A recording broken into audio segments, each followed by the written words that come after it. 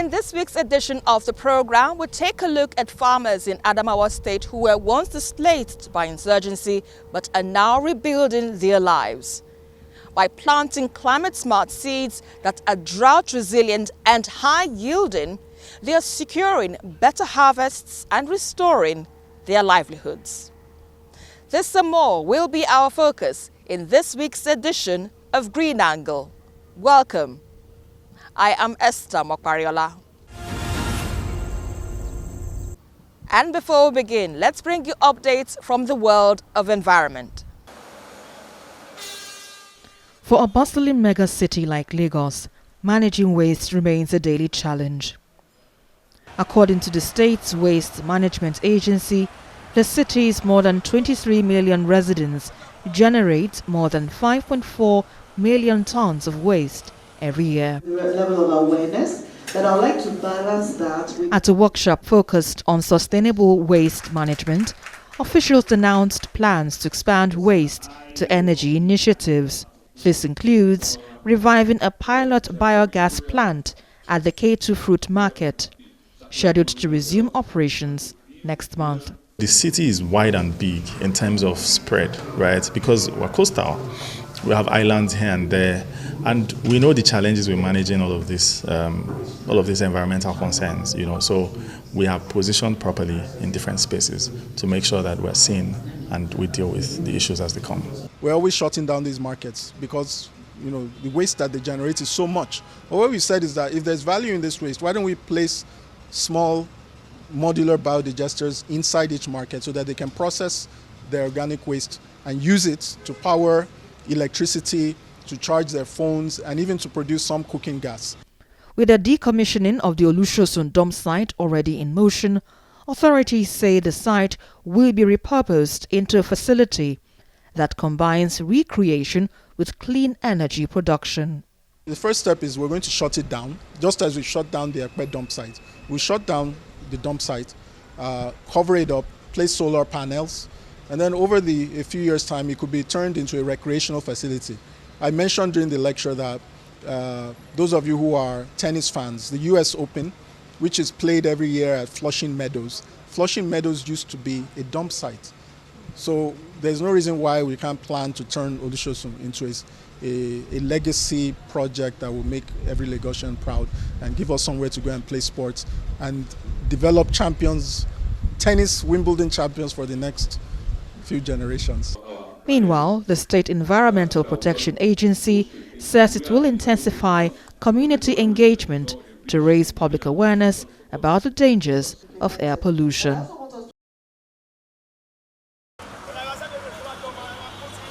For a rapidly growing city like Lagos, the pressure of urbanization is evident. From new estates and coastal reclamation to the rise of industrial facilities, these developments often leave behind damaging footprints, including air, land, and water pollution, and in some cases, irreversible environmental degradation. To address this, the state government is strengthening the environmental impact assessment process as a safeguard for the environment and a pathway to sustainable development in line with global standards. It's a sustainability tool. It tends to help you to look into the future. And even if there are issues, we are not saying you can have a perfect project. But how can we identify this? How can we manage it? How can we ameliorate it? How can we mitigate it such that it's all the stakeholders and all the likely risks are factored into the project and how they can be managed? Officials insist it will no longer business as usual, stressing that government will strictly enforce compliance in the interest of public safety and sustainable growth. It is now mandatory for project developers in the state to subject their projects to the EIA processes. These include estate development, building projects from 5 floors and above, or 8 apartments and above, shopping malls, industrial facilities, sand mining projects, dredging, land reclamation, just to mention a few. The state government will not hesitate to enforce compliance in the overriding interest of ensuring public safety and sustainable development. We have a social contract with the people of Lagos to conserve the environment and leave a clean, safe, and livable environment for ourselves and future generations. As Lagos continues to expand, the government says enforcing environmental checks on high-rise projects isn't just about compliance, but about ensuring a safer, more sustainable future for its residents.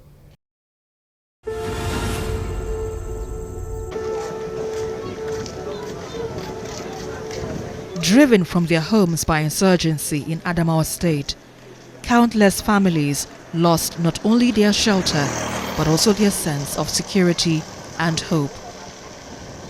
For many, climate change worsened the struggle, making survival and recovery even harder.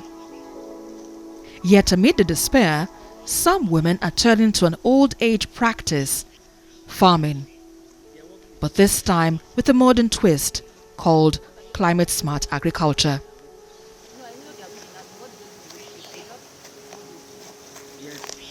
This approach uses improved seeds that are drought-tolerant, pest-resistant, early maturing and high-yielding. The result: better harvests, stronger livelihoods and renewed confidence.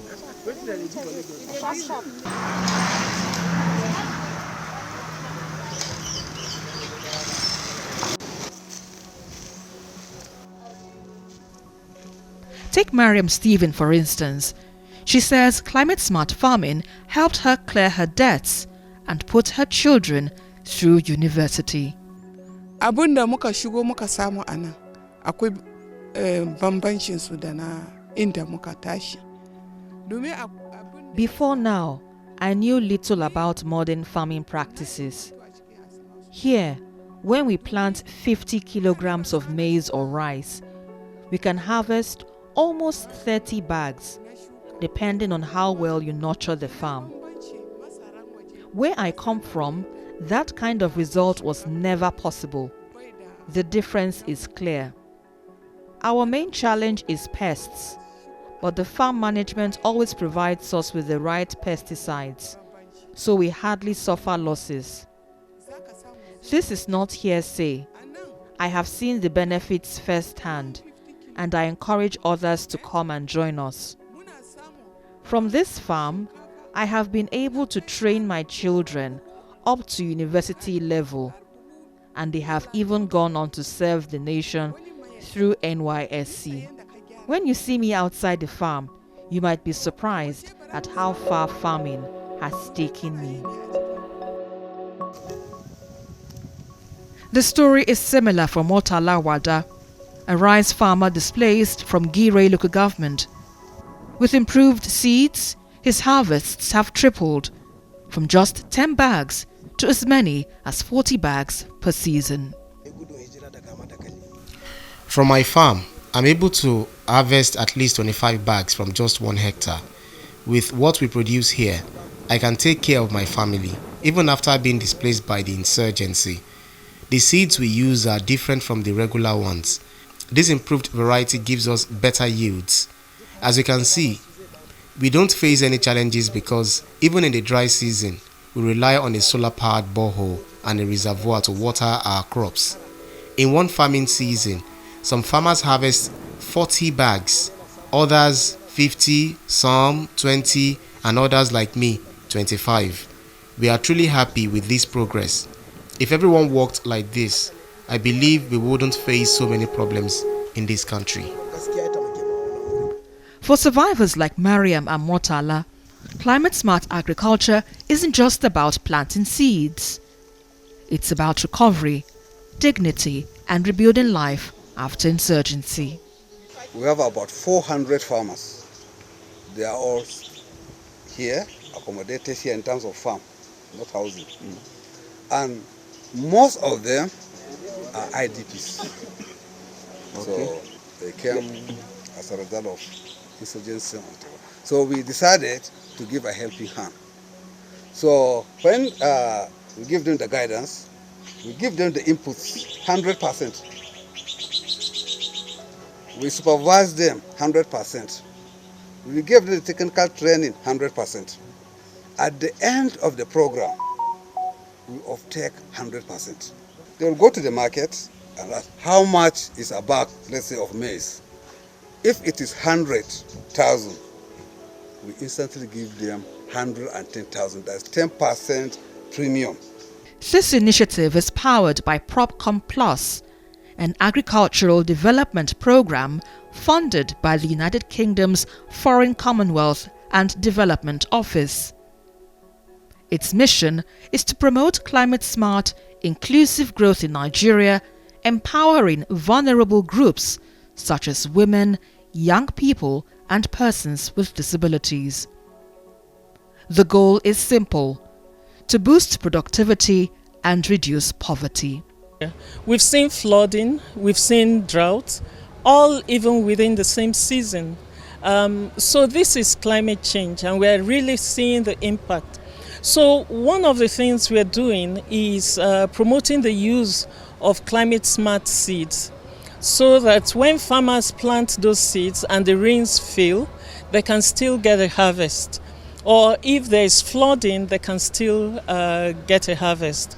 These seeds are also high yielding, and they may not need to use as much water as they would have used for other seeds. As you know, much of Nigerian agriculture is rain-fed, but we are also promoting the use of renewable energy in agricultural mechanization. And this is still with a view to reducing the impact of climate change. Our target is to improve the incomes of 3.79 million farmers, smallholder farmers and SMEs. So far, as at the last year, and our last year being April last year, March 31st was actually the end of the year, we achieved 500,000. Yeah. But you see, as the years go on, this number will exponentially increase. This year, we are hoping to impact the lives of 400,000 farmers.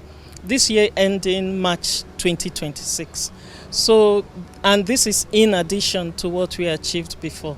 So that's what it gives us joy to have done that. As part of its 8-year intervention program, it facilitated the setup of some solar-powered vaccine distribution hubs to enable the distribution of appropriately sized, well-suited vaccines to smallholder poultry farmers at the last mile. We are leveraging on existing animal health workers to go into various communities in the local government in Adamawa State and vaccinate livestock. So they go to each household, that's every farmer that has a livestock, whether a small ruminant or birds or cattle, and then they render such services. So aside the vaccination that they do, they also render health services like wound management, other health services like debeaking in birds, because we know beaks in birds, they have the tendency of pecking on other birds, and hence it can affect the health of those birds. And so we are working with these community animal health workers to render these services. And for each service they render, for each household farmer they meet, they take their data with us, they use Kobo tool collection, and they take the data of this farmer and send it to us. And then from us, we send it to PropCom for analysis. Mohammed is a veterinarian in this community, and he tells me the initiative has supported many livestock farmers in Adamawa State. Take the vaccine, and day before I will not have an access for the vaccine. Anytime they call me, say, Mohammed, I need so vaccine, then I will tell them that let's be patient, let me book the vaccine. But now, even in phone, if I call like Ambovet, they send me vaccine from where they are to here. The vaccine help a lot.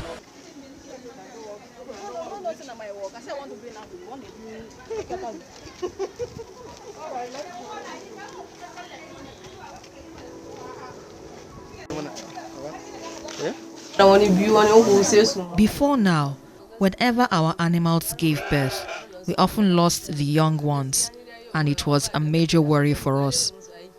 But after receiving proper treatment and vaccinations, you can see that the young ones are now surviving. Anytime we face health challenges with the animals, my husband calls this man, and he provides us with the right medication. You can say this is as art. PropCom Plus recently extended this effort to the media, training journalists for 3 days to improve how to report on climate-smart agriculture. The aim is to increase public awareness of climate change impacts and showcase practical ways communities can adapt and thrive. Most of these activities happen at state level. State governments should be able to come up with their own state, climate policies. I think, or either policies or laws, and these laws should be able to cover climate smart agriculture. Should be able to, promote the adoption of climate smart agriculture, and those policies should have a component of climate smart agriculture that will make deliberate effort to ensure that government invests, in these smart innovations and ensure that they reach farmers. For these survivors, climate-smart agriculture is more than farming. It is a lifeline, a journey to recovery, dignity, and a future beyond insurgency. Green Angle returns in just a moment. Stay with us.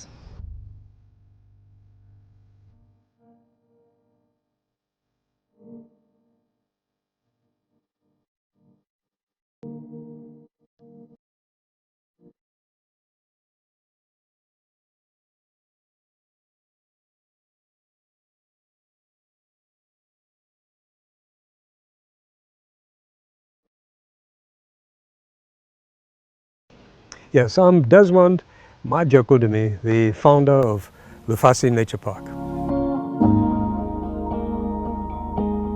The sustainable urban farming that we're promoting here was actually inspired when we appreciated that the food that was normally available in abundance in the huge urban sprawl of Lagos was actually getting scarce from time to time. We were noticing some food shortages, and this was occasioned by the insecurity in various parts of the land where the food comes from, but also to a large degree by climate change, which was creating desertification and flooding and wrecking a whole lot of farmland.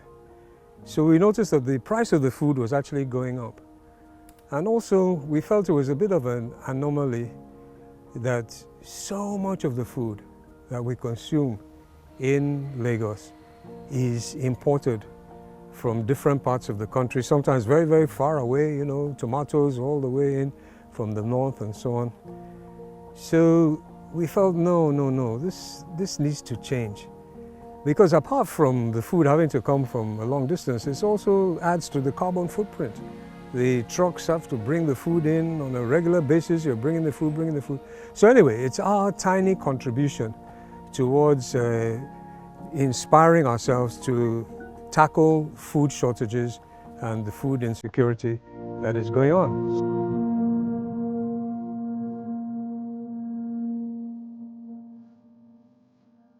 This particular part of the Lekki Park is not that large. It's about one plot of land.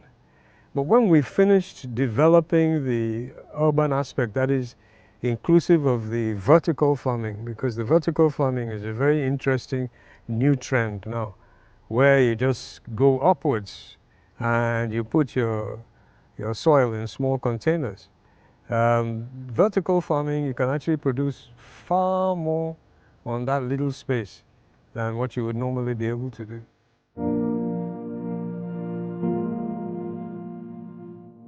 People don't have much space. I mean, when we're talking of farming in Lagos, sometimes people sort of, shake their heads. How is that possible? Well, it is possible. It is possible.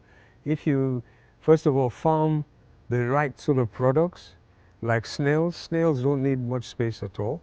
They don't need much space. And the vertical farming that we're doing needs very, very little space. And also the aquaculture, that is the type of fish farming we're doing. You don't need much space at all. You just need good regular water supply.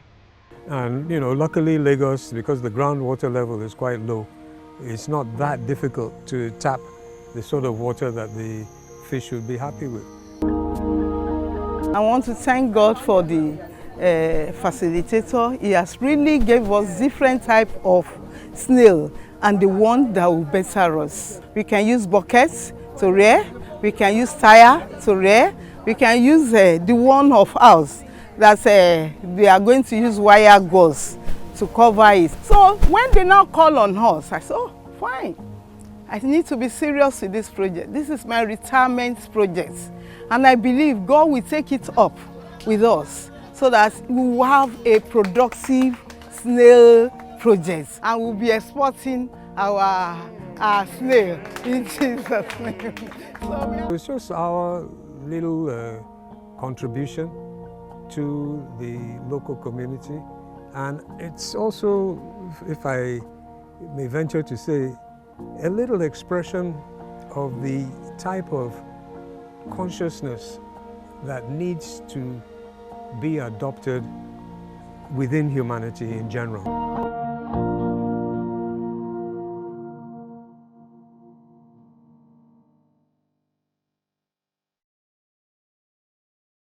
One of the major contributors to these greenhouse gases is the type of intensive mass farming, especially monocrop type of farming, machine oriented type of farming that we're doing. It degrades the capability of the soil, because the soil has a capability, a natural capacity to actually absorb quite a lot of the CO2, particularly through the microorganisms that exist in the soil.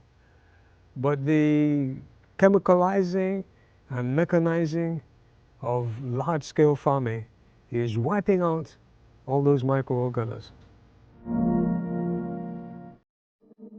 Quite wasteful, especially the livestock aspects that we're doing now. The type of feed that we're giving a lot of the cows, particularly, it's not what they are used to. It's an intensive kind of feed, and it promotes a lot more of release of methane gas from them. So there's different things that we're doing with our agricultural activity that is actually having a long-term negative impact. The challenge is that the short-term gains can be quite obvious. With heavy chemicalizing, mechanizing, you can grow a lot more food in a large area, but then over a long term, that area eventually will hardly be able to grow any more food at all.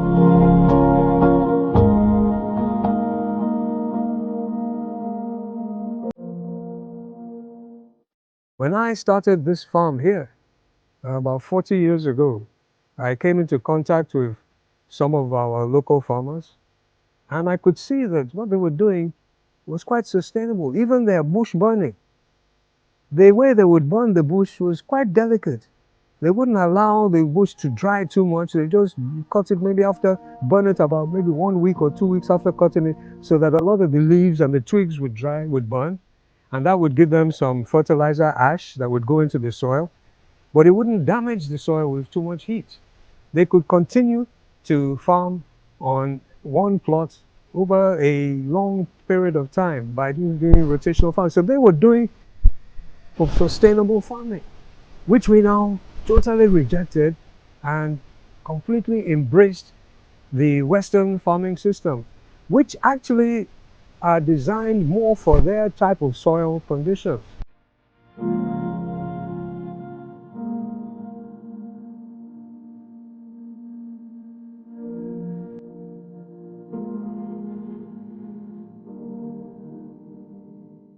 One of the challenges is when you're doing your farming, you just have to have a bit more reverence for them, actually, because we are coming into their space. It's their space. Of course, we have the power, we have the authority, but we have to give them a little bit of respect and regard, and we do manage to protect quite a lot of our crops from the few animals that are here.